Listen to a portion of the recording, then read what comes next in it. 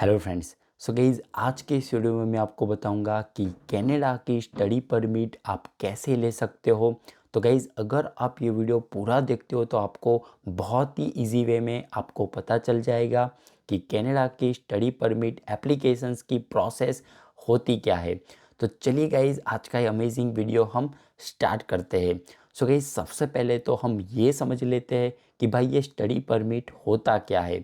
तो गाइज़ अगर आप कनाडा में एज अ स्टूडेंट आप आ रहे हो स्टडी करने के लिए तो आपके पास सबसे पहला जो रिक्वायर्ड डॉक्यूमेंट है वो है स्टडी परमिट। तो गाइज़ आपको ये समझना बहुत ज़रूरी है कि स्टडी परमिट और स्टूडेंट वीज़ा दोनों डिफरेंट थिंग है। मीन्स स्टडी परमिट अगर आपके पास है तभी आपको स्टूडेंट वीज़ा मिल सकते हैं।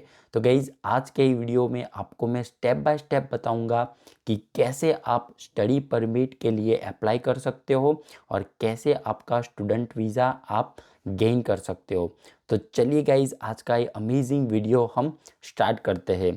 सो गाइज़ सबसे पहला तो ये स्टेप है कि अगर आपको कनाडा में एज अ स्टूडेंट आना है तो सबसे पहला स्टेप है कि आपको अपने पेरेंट्स को कन्विंस करना पड़ेगा।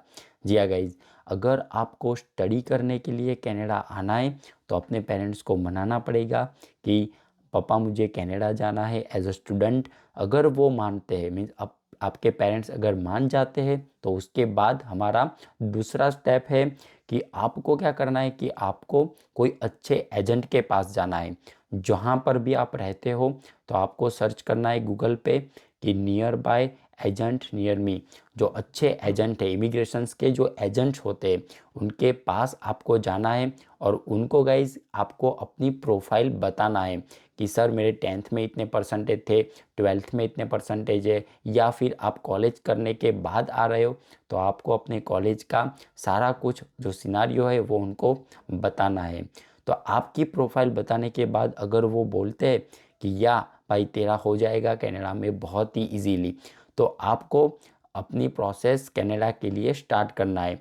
तो गाइज़ यहाँ पे मैं आपको बेसिक बातें बता देता हूँ कि अगर आपके 10th में कम मार्क्स है, जैसे कि आपके हो गए बहुत ही कम मार्क्स, फिर भी गाइज़ आपको कोई टेंशन लेने की ज़रूरत नहीं है।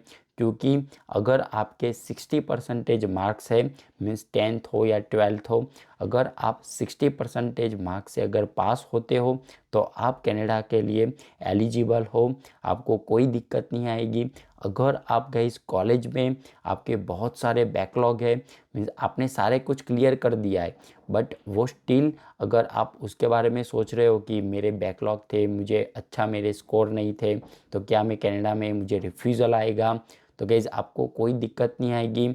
अगर आपके बहुत ही एग्रीमेंट मीन 60% मार्क्स के अराउंड आपके मार्क्स हैं तो आपको कोई दिक्कत नहीं आएगी।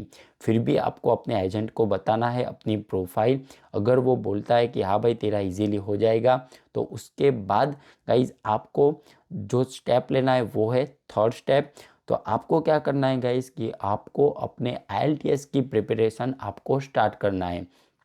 क्योंकि अगर आपको कनाडा में एज अ स्टूडेंट आना है तो आपको आईएलटीएस की एग्ज़ाम आपको देनी पड़ती है और उसमें ओवरऑल 6.5 बैंड और ईच मॉड्यूल आपको 6 बैंड आने चाहिए। तो गाइज़ आपको थर्ड स्टेप लेना है कि आपको आईएलटीएस की प्रिपरेशन स्टार्ट करना है। मीन्स आपको एक अच्छा क्लास ज्वाइन करना है, आपको सर्च करना है कि कौन सा अच्छा क्लास है मेरे घर से नज़दीक में, तो उसके रिगार्डिंग आपको क्लास आईएलटीएस की प्रिपरेशन आपको स्टार्ट करनी है। और आपको गाइस बहुत ही ज़्यादा मेहनत करके कुछ भी करके आपको 6.5 बैंड तो लाने ही लाने हैं। आपको एक गोल बना देना है कि मुझे कुछ भी करके 6.5 बैंड मुझे लाना ही है। अगर आपके 6.5 बैंड ओवरऑल आ जाते हैं, ईच मॉड्यूल 6 बैंड आ जाते हैं, तो फिर गाइज आपको क्या करना है, तो आपको गाइज स्टेप नंबर 4th पे अब आ जाना है। अगर आपके आईएलटीएस में अच्छे बैंड आ गए तो आपको गाइज खुद से रिसर्च करना है।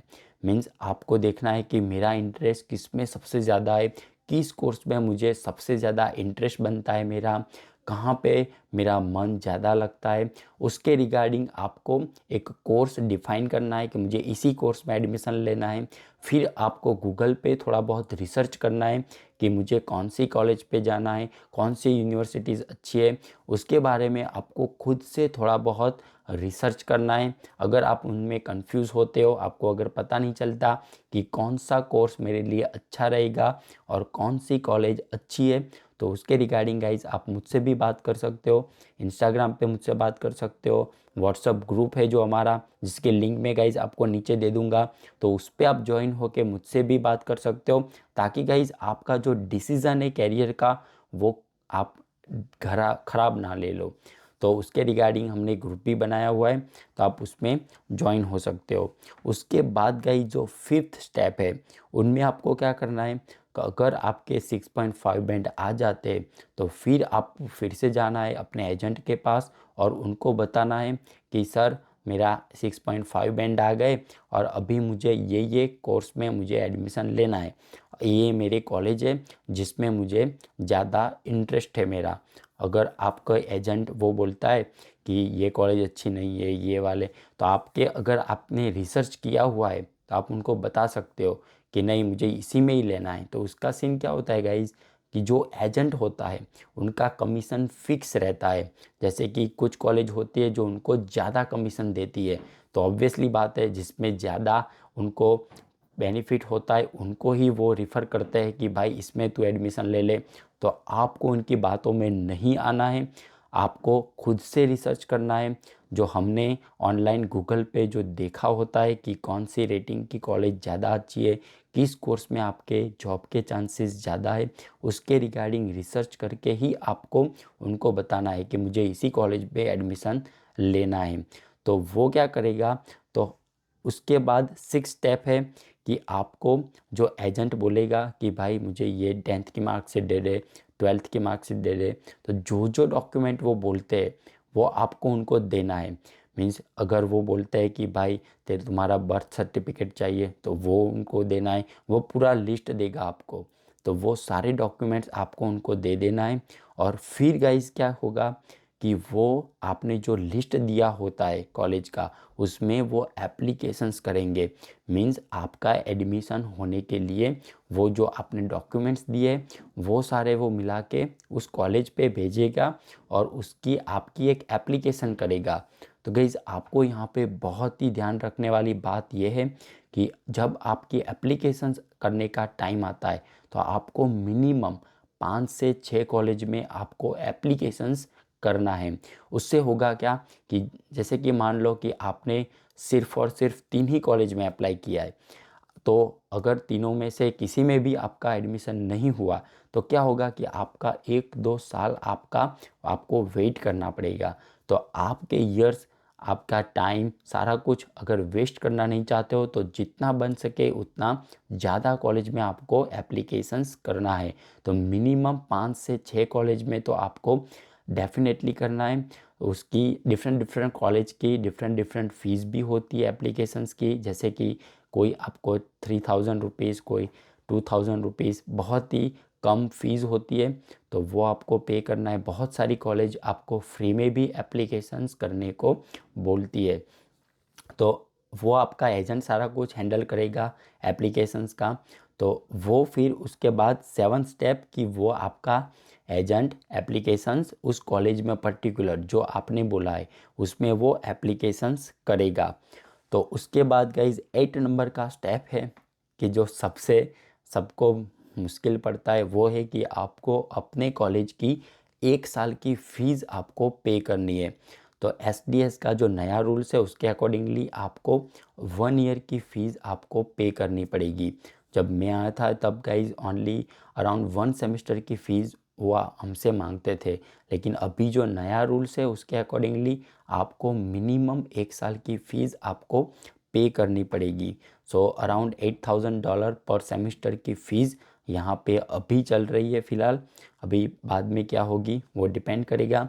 लेकिन गाइज़ अगर आप फीस पे करते हो उसके बाद आपका 9th नंबर का स्टेप आता है कि आपको मेडिकल क्लियर करना है। मीन्स आपको मेडिकल की एप्लीकेशंस करनी है। वो कैसे होता है सारा प्रोसेस हम दूसरे वीडियो में देखेंगे। तो वो मेडिकल एग्ज़ाम आपको देनी है और उसके बाद 10th नंबर का स्टेप है कि आपको जीआईसी में आपको मनी डिपॉजिट करवाना है।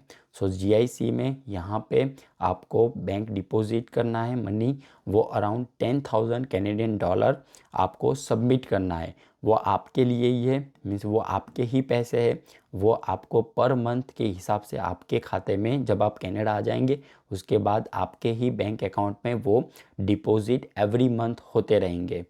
तो ये था 10th नंबर का स्टेप। उसके बाद 11th नंबर का स्टेप है कि आपको अप्लाई करना है स्टूडेंट वीज़ा के लिए।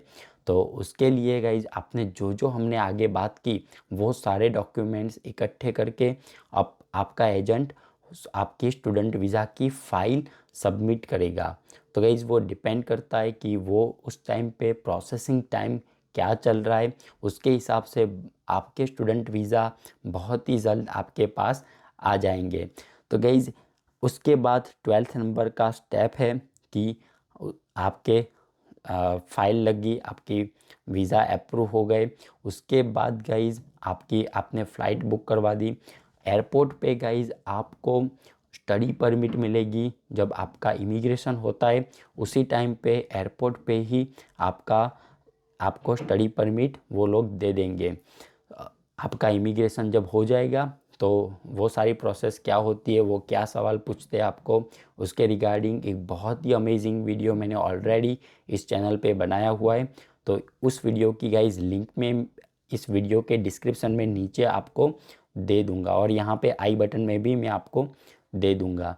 तो उसको भी ज़रूर देखिएगा ताकि आपको पता चले कि जब आपका एक्चुअल में कनाडा में इमिग्रेशन होगा तो वो इमिग्रेशन ऑफिसर्स आपको क्या क्या सवाल पूछते हैं, कैसा माहौल रहता है, मेरा क्या हुआ था, सारा कुछ मैंने उस वीडियो में बताया हुआ है। तो गाइज़ कनाडा जब आप आ जाएंगे उसके बाद आपकी एक दूसरी लाइफ स्टार्ट होगी। ये सच्ची बात बता रहा हूँ गाइज़, क्योंकि ये मैंने भी खुद फेस किया हुआ है। सो वो आपको मैं बता रहा हूँ। तो आपकी एक नई लाइफ स्टार्ट होगी। आपको ये भी पता नहीं होगा कि कैसे मुझे जॉब मिलेगी, कैसा मेरा घर का सीन होगा, कहाँ पे मैं रहूँगा, सारा कुछ बहुत माइंड में चलता है। तो गाइज़ आप सबकी हेल्प करने के लिए मैंने क्या किया है, तो मैंने एक डेडिकेटेड ग्रुप व्हाट्सअप का बनाया है जिसमें गाइज़ मैं आपको हेल्प करने की कोशिश करता हूँ। तो अगर आप अभी वीडियो के डिस्क्रिप्शन में जाएंगे तो आपको एक व्हाट्सएप ग्रुप की लिंक मिल जाएगी। अगर आपका लक अच्छा है तो उस पर अगर कैपेसिटी अभी बची हुई है तो आप ज्वाइन हो सकते हो। और उसमें गाइज हम क्या करते हैं, तो हम एक दूसरे मिलके एक दूसरे की हेल्प करते हैं ताकि आप सबको भी अच्छा उसका बेनिफिट मिले और दूसरों को भी उसका फ़ायदा मिले। तो हम एक दूसरे की हेल्प करते हैं उस ग्रुप में। तो आप उस ग्रुप में भी ज्वाइन हो सकते हो। अगर आपको सीरियसली प्रॉब्लम है, कुछ पूछना है, तो आप इंस्टाग्राम पे भी मुझे बात कर सकते हो या फिर कमेंट में आप ज़रूर लिखिएगा ताकि मैं आपके एवरी कमेंट का गाइज मैं रिप्लाई देता हूँ। तो अगर आपको कुछ पूछना है तो आप कमेंट पे भी मुझे पूछ सकते हो। तो गाइज चलिए आज का ये वीडियो यहाँ तक रखते हैं, मिलेंगे कुछ अमेजिंग वीडियो के साथ। तब तक के लिए bye bye, enjoy the life.